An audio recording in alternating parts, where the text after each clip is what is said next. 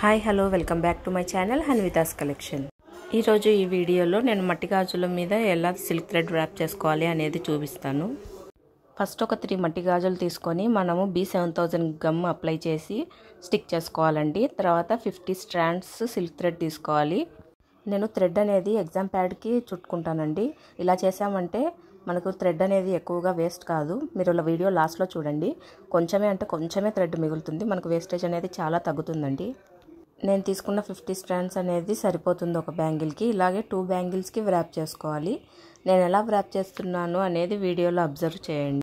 మనం thread wrap చేసేటప్పుడు చాలా స్టిఫ్గా పట్టుకొని వ్రాప్ చేయాలండి. థంబ్ ఫింగర్తో థ్రెడ్ని స్టిఫ్గా పట్టుకొనే ఉండాలి. కొంచెం లూజ్ అయినా కానీ ఫినిషింగ్ అనేది నీట్గా ఉండదు, కాబట్టి గట్టిగా పట్టుకోవాలండి. నా వీడియోస్ మీకు యూస్ఫుల్ అనిపిస్తే తప్పకుండా లైక్ చేయండి, మీ ఫ్రెండ్స్ అండ్ ఫ్యామిలీకి షేర్ చేయండి. అలాగే నా ఛానల్ని సబ్స్క్రైబ్ చేసుకోండి. మన దగ్గర బ్యాంగిల్స్, అలాగే sari pins, invisible chains, hair clips, tick talk pins, అలాగే పిల్లల కోసమని ఇలా మట్టి గాజుల పైన కూడా కస్టమైజేషన్ ఉంటుందండి. చాలా రీజనబుల్ ప్రైస్లో సేల్ చేస్తున్నాము. ఎవరికైనా ఇంట్రెస్ట్ ఉంటే స్క్రీన్ మీద కనిపిస్తున్న నంబర్కి మెసేజ్ చేయండి. చూశారు కదండి, చాలా తక్కువ థ్రెడ్ మిగిలింది కదా. ఇలా చేస్తే మనకు వేస్టేజ్ అనేది చాలా తగ్గుతుంది.